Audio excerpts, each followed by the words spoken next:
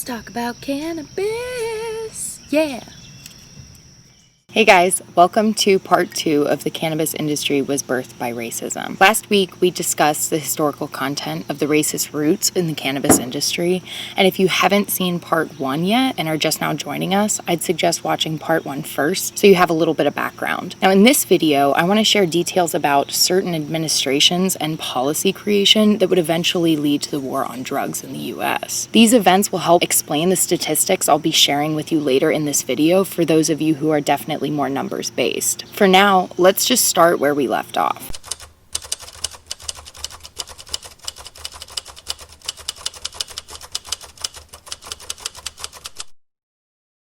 We ended our discussion last week with the Marijuana Tax Act being signed into law. After that, there wasn't a whole lot of changes with cannabis prohibition until 1951. This year brought one of the most detrimental policy reforms that we've ever had in our history as a nation. The Boggs Act of 1951 implemented a concept called mandatory sentencing, and it sounds pretty innocent and even a little fair, but let's get into the numbers. For your first offense of possessing heroin, cocaine, or cannabis, you are automatically sentenced to 2 to 5 years in prison, and you are automatically fined $2,000 to $5,000. Your second offense would land you 5 to 10 years in prison and land you with around $15,000 in fines. Your third offense could range between 10 to 15 years, depending on the court and the state, but consistently, you'd be looking at $20,000 in fines or more. Essentially, this began a cycle of arrest, incarceration, debt accumulation, release, inability to attain work, criminal relapse due to lack of resources, arrest, imprisonment, and so on and so on and so on. Are you starting to see a pattern? The goal of this act, as I'm sure you could guess, was to kill drug use in our country completely, but instead it created a cyclical humanitarian crisis in Black and brown communities across the country. Unsurprisingly, this did not prevent nor slow down drug use in our country. From 1951 to 1965, there wasn't a whole lot of spikes in incarceration rates, so really the Boggs Act didn't do anything in terms of getting thugs off the streets. We don't see large spikes in an incarceration rate until 1969.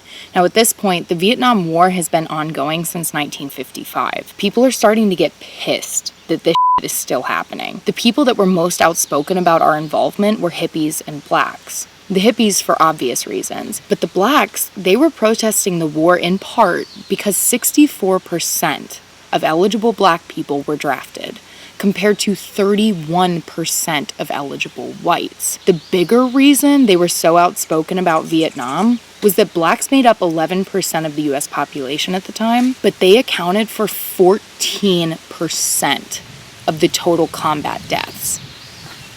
In 1963, Anslinger, remember that racist piece of in the previous video? Yeah, he leaves office, and for the first time, things are actually looking up for cannabis policy reform. Lyndon B. Johnson tries to focus on rehabilitation efforts for cannabis users, but for many controversial reasons, he was unable to make any progress, and in 1968, he actually declines his second term as president. And this is where things get spicy. Cue racist piece of number 2, Richard Nixon. This dude loved the war in Vietnam and subsequently hated the anti-war left, which again consisted of many whites, but mostly black people and hippies. He used Anslinger's rhetoric from the 30s to instill fear into the hearts of Americans by heavily associating dangerous drugs with others.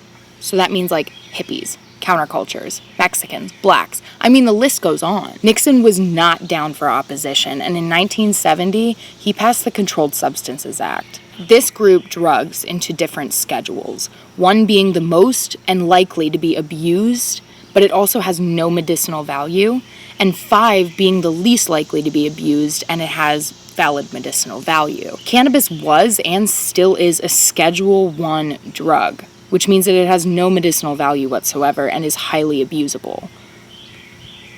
Although Nixon didn't say a lot of explicitly racist things about drug use, his advisor, John Ehrlichman, was audio recorded saying this. The Nixon campaign in 1968 and the Nixon White House after that had two enemies, the anti-war left and black people. You understand what I'm saying? We knew we couldn't make it illegal to be either against the war or black, but by getting the public to associate the hippies with marijuana and blacks with heroin, and then criminalizing both heavily, we could disrupt those communities. We could arrest their leaders, raid their homes, break up their meetings, and vilify them night after night on the evening news. Did we know we were lying about the drugs? Of course we did. Nixon's administration was mostly focused on outlawing drugs as a public health crusade, but Nixon was a known racist and was vehemently against the use of drugs in general. And it sure as hell didn't subdue his fear and ignorance when people surrounding him said like that. The root of most prohibition in the US, not just cannabis, stems from racism, but it's clear that it's a lot more complicated than that. When Reagan was voted in, his administration and his wife worked tirelessly to increase punishment and sentencing time for drug offenders. He propelled the war on drugs into a different atmosphere that was no longer about public health, and it became much more punitive. The absolutely infuriating part of all of this is that the majority of drug arrests since the 80s have been for possession, not for distribution or manufacturing. The real targets for these draconian laws aren't super criminals like politicians will have you believe. The targets are regular citizens like you and me. But systematically, our black brothers and sisters are suffering at disproportionate rates. Blacks and Latinos make up around 35% of the American population. Whites make up about 62%. But in prison, Latinos and blacks make up 56% of the prison population, and they serve, on average, 20% longer sentences for the same crimes as whites. Blacks are 6 times more likely to go to prison than whites, and 4 times more likely to be arrested for cannabis charges alone. A black person is also 5 times more likely to be stopped without just cause than a white person. If these numbers aren't shocking enough, let me be straight with you. Blacks and whites use cannabis at generally the same rate. In fact, whites statistically use cannabis more than blacks. So why are blacks 5 times more likely to be stopped, 4 times more likely to be arrested for cannabis use, and are serving 20% longer sentences than their white counterparts? There's nothing fair about that system. Nothing.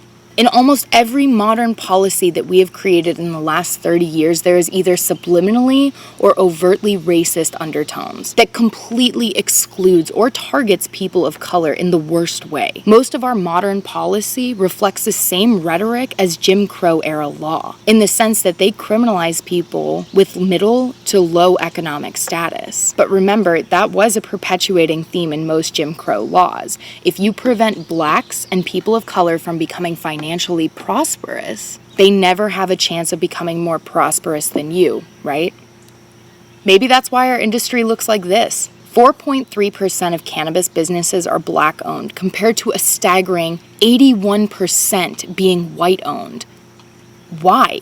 Because modern policy prevents blacks and brown people from thriving. If my words mean nothing to you, let me amplify my friend's voice. She owns the only black-owned cannabis business in New Orleans, and during our honest conversation about our whitewashed industry, she said this. I'm getting my MBA right now, and I recently I was in business law. I wrote about, just the simple injustices just in our, criminal justice system. Like, racism is so embedded in our laws that you would literally have to go through each law to understand why it's racist, and you would have to change it. And reformat everything. Right. My whole thing was, this would take forever.